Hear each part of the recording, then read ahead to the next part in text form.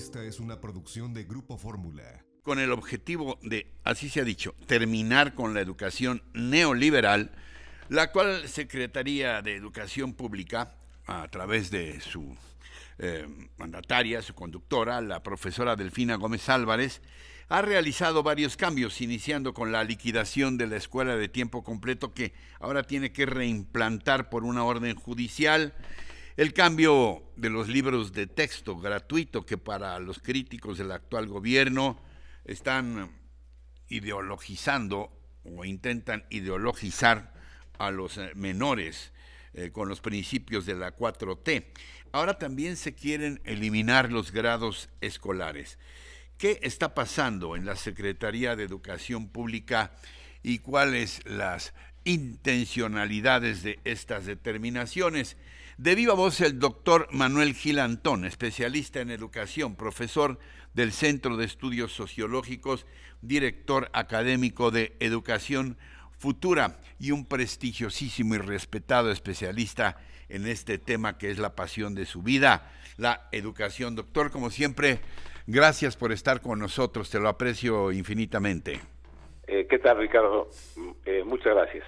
¿Cuál de todos estos aspectos de lo que ha ocurrido en materia educativa en los tiempos recientes es el que más llama tu atención o tal vez el que más te preocupa, doctor?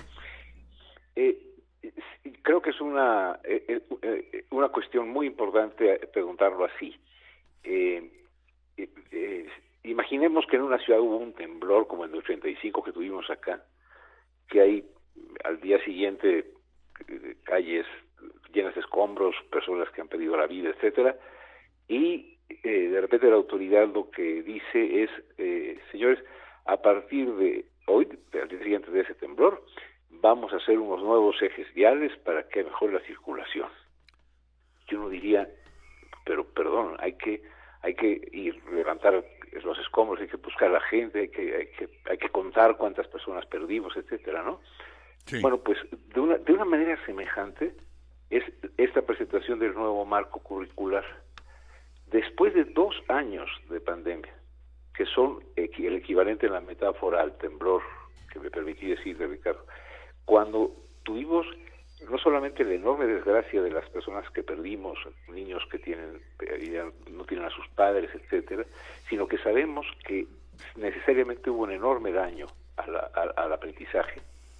En lugar de decir, vamos a hacer un plan de emergencia muy bien pensado para atender las circunstancias por las que pasaron, para reparar en lo que se pueda los aprendizajes perdidos, etcétera, en lugar de hacer eso, se dice, vamos a hacer un nuevo plan de estudios, nuevos contenidos, vamos a hacer campos de conocimiento, y uno se pregunta, pero no puede ser tan insensible la administración actual cuando, teniendo este gravísimo problema derivado de la pandemia, se le ocurre, es totalmente inoportuno decir, vamos a cambiar todo el modelo educativo.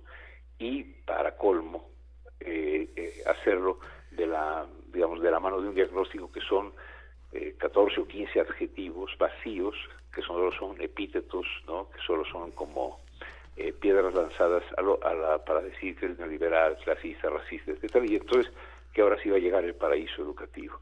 Entonces yo te diría, así, a boca de jarro, es lo más inoportuno que yo he visto que se haga cuando ha sucedido una pandemia como la que nos tocó. Doctor, te lo debo de preguntar, ¿tú sientes que hay una intención de parte del actual gobierno de ideologizar la educación pública? Fíjate que yo creo que ni siquiera. Llama muchísimo la atención que la secretaria Delfina, la subsecretaria de Educación Básica, la directora general de Desarrollo Curricular, está en absoluto silencio, y el señor Max Arriaga, que es director, sí es el cuarto nivel, director de materiales educativos, esté siendo el vocero de una idea que, digamos, está llena de imprecisiones. Yo digo que para ideologizar se requeriría tener una inteligencia mayor, un conocimiento más fino de lo que es el proceso educativo.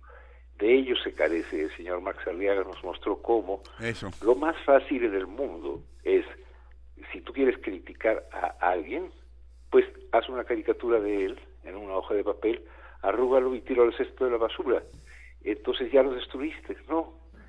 Los problemas educativos siguen intactos, aunque les llames todos los adjetivos que quieras y aunque los ridiculices. Entonces, hay sí una idea de hasta la palabra ideología, Ricardo, me parece muy respetable en términos de análisis, porque la ideología es una visión del mundo. Y si de verdad vamos a pensar, hubiese visos de realidad de que el sistema educativo fue todo eso que dijo el señor Max Arriaga, oigan, entonces el magisterio de México durante décadas ha sido un agente del neoliberalismo. Es decir, el magisterio mexicano es parte de la mafia del poder, títere que ha sido manejado para inculcar en las personas el individualismo, la rapiña. Es una cuestión que si no la estuviéramos viviendo de esta manera, uno diría, estoy soñando, es imposible. Se está jugando, creo, Ricardo, con una de las cosas más importantes que tenemos en la sociedad, que es la educación, en un momento muy inoportuno, haciendo una caricatura, no un diagnóstico de lo sucedido, y proponiendo un modelo que está incompleto y que no se ha consultado con el magisterio, a pesar de que se diga que hubo millones y millones de personas participando. Ya que lo mencionaste, este hombre Marx Arriaga, director de materiales educativos de la Secretaría de Educación Pública, declaró que leer por goce es un acto de consumo capitalista. O séase, tendríamos que desaparecer de la cultura mexicana a Sor Juana Inés de la Cruz, a Amado Nervo, a Manuel Acuña, a López Velarde, a Rulfo, a Fuentes, a Octavio Paz, porque la literatura como tal, el libre pensamiento, la poesía no sirven absolutamente para nada, según el señor Arriaga. Es entendible que un hombre así, que piense así, que la lectura como goce es capitalista, esté al frente de los libros de texto. Es aberrante. Hay que decirlo tal cual. Así como en otras ocasiones la guía ética de las personas que tenemos un poquito de espacio en los medios es de veras ser honrados con lo que pensamos. Es una persona que dice que leer por goce es un consumo capitalista, lo que merece es decirle, mire, algo cambia en la mente de una persona cuando Rulfo dice en Pedro Páramo que en Comal hacía tanto calor que los que se morían y se iban al infierno regresaban por su cobija. Sí. Es decir, cuando uno encuentra que en esa construcción de la metáfora está una de las obras más grandes de la literatura universal y que eso se nos prive diciendo que eso es consumo capitalista, yo que pinta de cuerpo entero el nivel de superficialidad y sobre todo el nivel es incomprensible que tenga tanto poder, porque Ricardo, la secretaria Delfina no ha dicho nada, es la responsable de la educación pública, del despacho del despacho federal, sí.